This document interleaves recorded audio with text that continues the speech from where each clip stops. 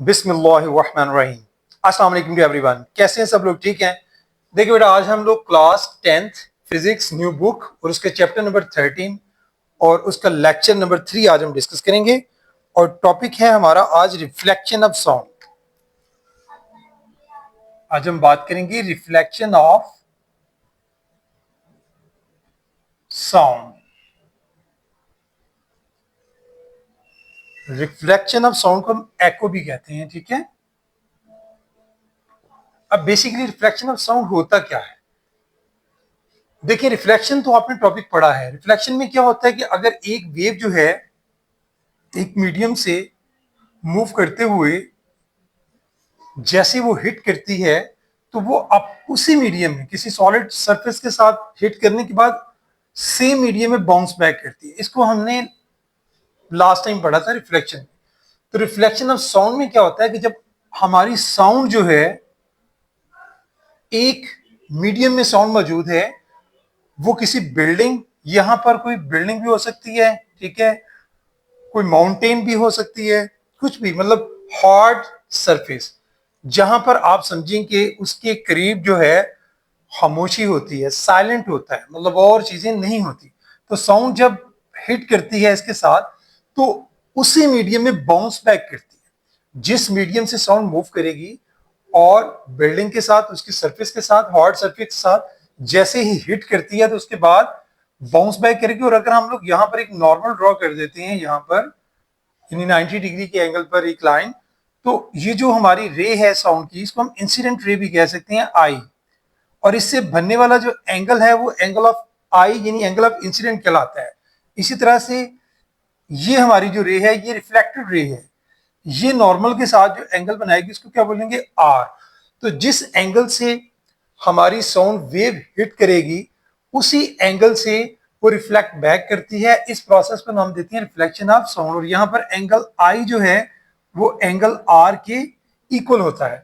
इसकी एग्जांपल में, जैसे हम लोग अगर कहीं खड़े हैं, सपोज मैं यहाँ खड़ा हूँ बिलफर्स, तो यहाँ से अगर मैं क्लैप करूंगा तो ये मेरे सामने कोई बिल्डिंग है, तो यहाँ से जो मेरी क्लैप की साउंड होगी, मतलब यहाँ से मैंने क्लैप किया, ठीक है, क्लैपिंग की जो साउंड होगी वो मूव करेगी, और जिस एंगल से वो जाएगी, हिट करेगी, उसी एंगल से वो वापस यानी बाउंस बैक करते हुए वापस आएगी और उसको मैं दोबारा से सुन सकूंगा। तो ये जो आवाज रिपीट होती है, रिफ्लेक्ट होकर वापस आती है, बाउंस बैक होकर वापस आती है, उसी को हम नाम देते हैं एको। ठीक है जी। तो इसकी और भी हम लोग आगे डिस्कस करेंगे डिटेल से इसको, लेकिन इससे पहले मैं बता दूं कि ये जो साउंड हमारी जो है जो वापस आती है और हम लोग सुनते हैं, जो सेंसेशन होती है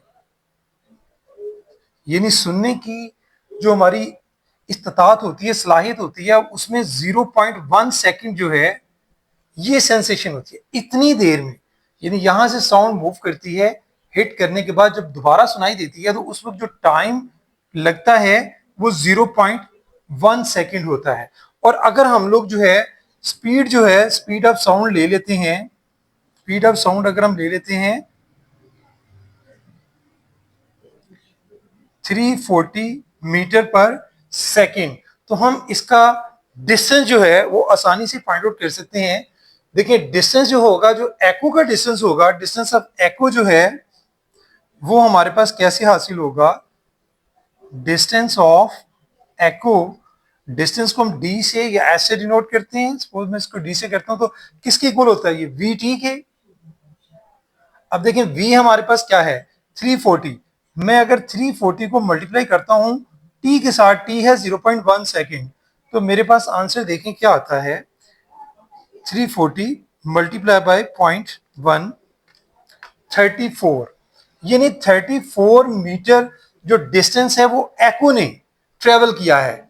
यानी जब जहां से क्लैप हुई या बात हुई, तो क्या हुआ कि साउंड ट्रेवल करके यहां तक पहुंची, इसके साथ हिट किया उसने, हिट करके फिर वो वापस आई, उसको टाइम लगा 0.1 सेकेंड। और स्पीड ऑफ साउंड जो है एयर में, अगर हम 340 कंसीडर करते हैं नॉर्मल टेम्परेचर पर, तो क्या होगा कि उसका डिस्टेंस जो हमने देखा कि S is equal to V T या D is equal to V T, उस फॉर्मूले से कितना आता है? 34 मीटर। ये एको का डिस्टेंस है, यानी जाने का भी और आने का भी। तो एक्चुअल डिस्टेंस जो है यहां से इस पर्सन से इस बिल्डिंग तक का जो डिस्टेंस होगा, ये जस्ट लाइक बिल्डिंग है वो मैंने शो की है, this one is a building, this one is a person. तो इन दोनों के दरमियान जो एक्चुअल डिस्टेंस होगा, आप देख सकते हैं कि यहां से लेकर हमने हमने जो डिस्टेंस फाइंड किया किया है वो यहां से यहां जाकर फिर वापस आने का है। तो एक्चुअल डिस्टेंस क्या होगा, इसका हाफ होगा, यानी यहां से डिस्टेंस फिर कितना होगा, हम लोग जो निकालेंगे वो जो डिस्टेंस हमारा होगा, ये जो वैल्यू हमने निकाली है 34, इसको किस पे डिवाइड करेंगे, 2 पे। तो 17 मीटर जो है वो एक्चुअल डिस्टेंस जो है यहां से जो हमें एको सुनाई दी वो है 17 मीटर। ठीक है जी। इसके बाद हम एक और एक्टिविटी डिस्कस करेंगे रिफ्लेक्शन ऑफ साउंड के लिए।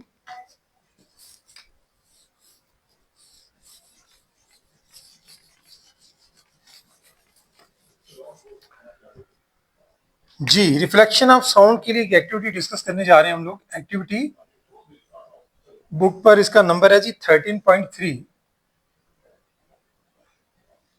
इसमें आपने क्या करना है, एक टेबल है हमारे पास, सपोज ये हमारे पास कोई टेबल है,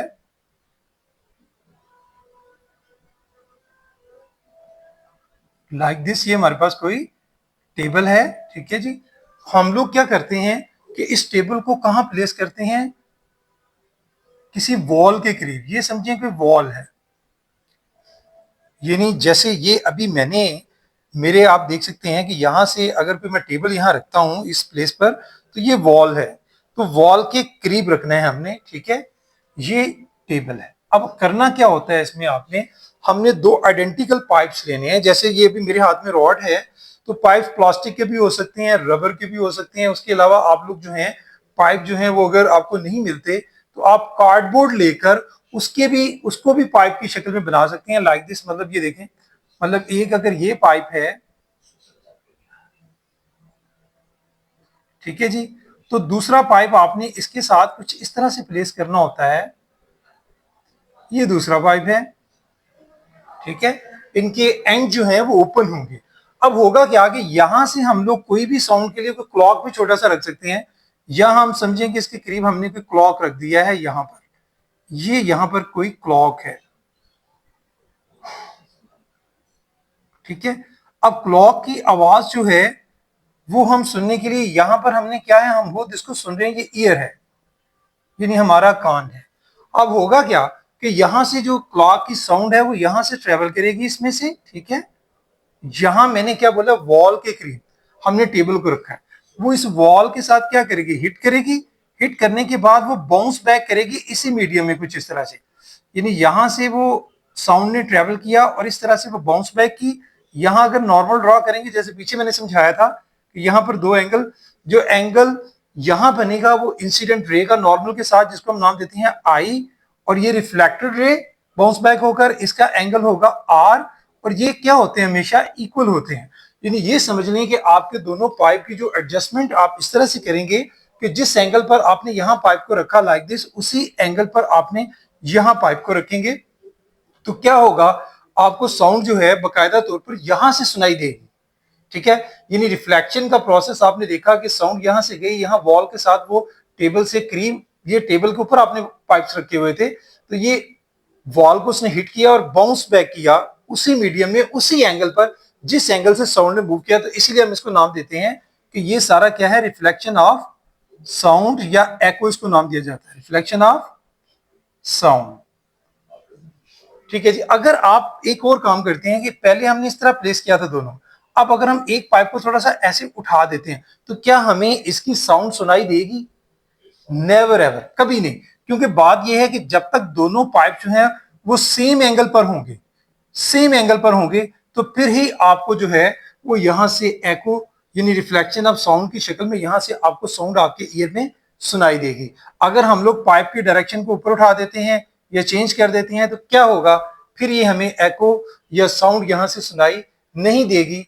क्योंकि यही रूल है कि भाई रिफ्लेक्शन ऑफ साउंड में एंगल ऑफ आई और एंगल ऑफ आर दोनों इक्वल होती हैं, यानी इंसिडेंट रे और जो रिफ्लेक्टेड रे है, दोनों जो नॉर्मल के साथ, ये नॉर्मल एन है, इसके साथ जो एंगल बनाते हैं वो दोनों ऑलवेज क्या होते हैं, इक्वल होते हैं, यानी I is equal to are, फिर ही हमें एको सुनाई देती है।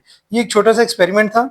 इसके बाद एक और एक्सपेरिमेंट जो है एको को समझाने के लिए हम डिस्कस करेंगे, वो है measuring speed of sound bye echo method.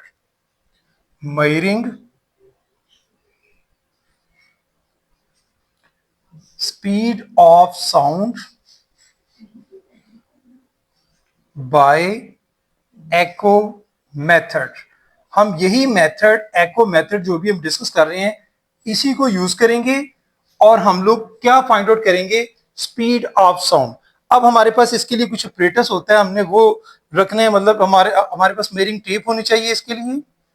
अब मेयरिंग टेप का क्या काम होता है कि हम लोग उससे एक पर्टिकुलर जो डिस्टेंस है वो हम लोग फाइंड, सपोज यहाँ पर वॉल है, हम लोग यहाँ से यहाँ तक ले लेते हैं जी डिस्टेंस। सपोज ये डिस्टेंस हमने कितना ले लिया है, 50 मीटर का। अब 50 मीटर्स का डिस्टेंस लेने के लिए हमें क्या रिक्वायर्ड है, मेयरिंग टेप।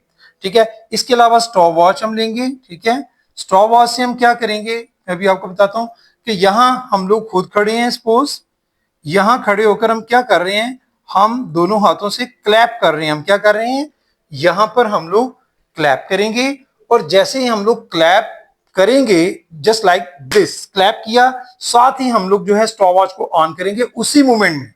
जिस मूवमेंट में क्लैप, उसी मूवमेंट में स्टॉप वॉच ऑन की जाती है।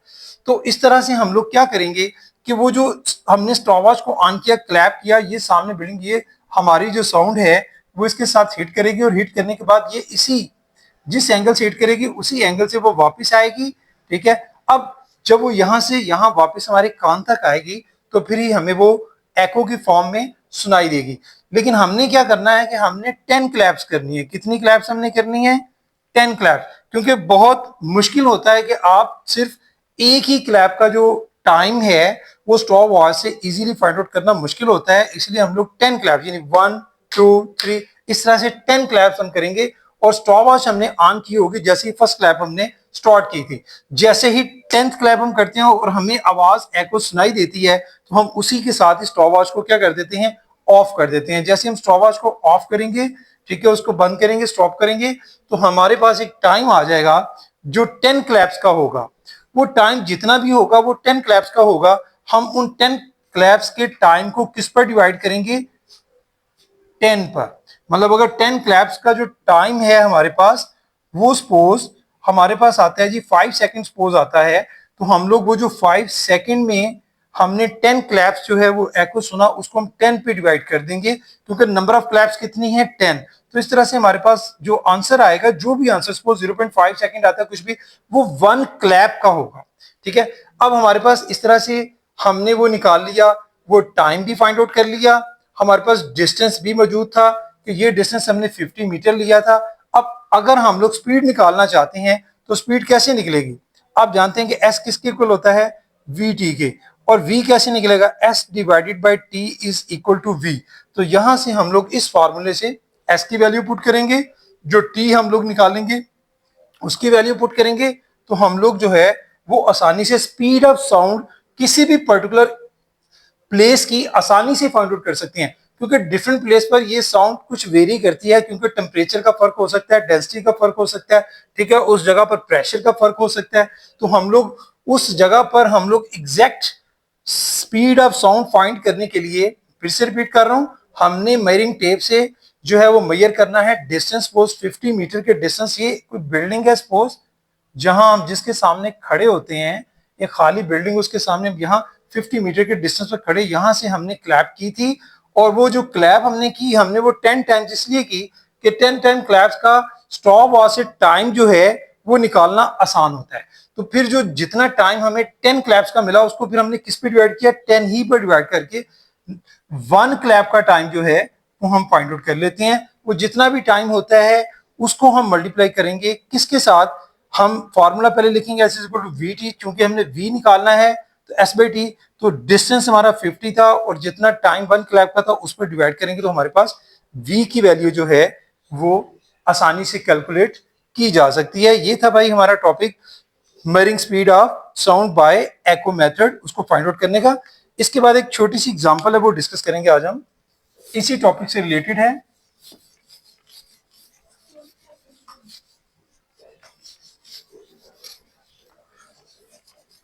जी देखिए एग्जांपल क्या है जी, एग्जांपल नंबर 13.2 है।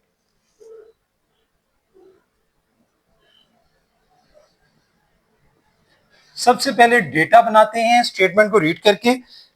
दिया गया है जी, flash of lightning is seen 2 second earlier than the thunder, यानी हमें टाइम दिया गया है, हम लिखेंगे जी time small T is equal to 2 second.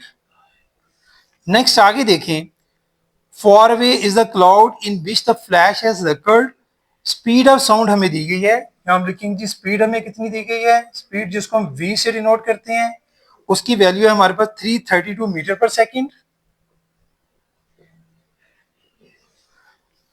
हमने कैलकुलेट करना है जी यहां पर क्या फाइंड आउट करना है, हाउ फार अवे मतलब हमने डिस्टेंस फाइंड आउट करना है s। तो भाई वेरी सिंपली s किसकी इक्वल होता है, सॉल्यूशन में आए, फॉर्मूला हम जानते हैं s is equal to V T, लिखें as we know that s is equal to V T, इसमें जस्ट वैल्यूज पुट कर दें, बाय पुटिंग वैल्यूज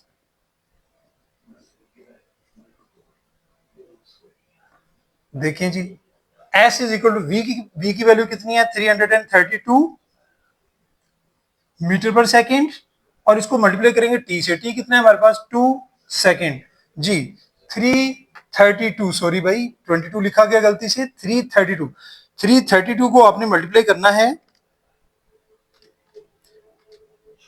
2 से, हमारे पास आंसर आता है 664। 664 इसका यूनिट क्या होता है मीटर, वैसे हम चेक कर सकते हैं पर सेकंड सेकंड दोनों एक दूसरे को काट देंगे, पीछे मीटर आ जाएगा, यानी एस की वैल्यू डिस्टेंस हमारे पास 664 मीटर आता है। तो ये था भाई एको से रिलेटेड हमारा टॉपिक, तो आपने इसको अच्छे से अंडरस्टैंड करना है, जो न्यूमेरिकल्स वगैरह की फॉर्म में एग्जांपल्स होती हैं उसको आपने अपने हाथों से प्रैक्टिस करनी है, बाकी टॉपिक को पहले अंडरस्टैंड करें, फिर उसको आप लोग जो है डायग्रामेटिकली उसको बनाएं समझें, फिर उसको जब आप लर्न करने की तरफ जाएंगे तो यकीनन आप उसको आसानी से लर्न कर सकेंगे। तो भाई आज के लिए इतना ही, थैंक यू वेरी मच, अस्सलाम वालेकुम।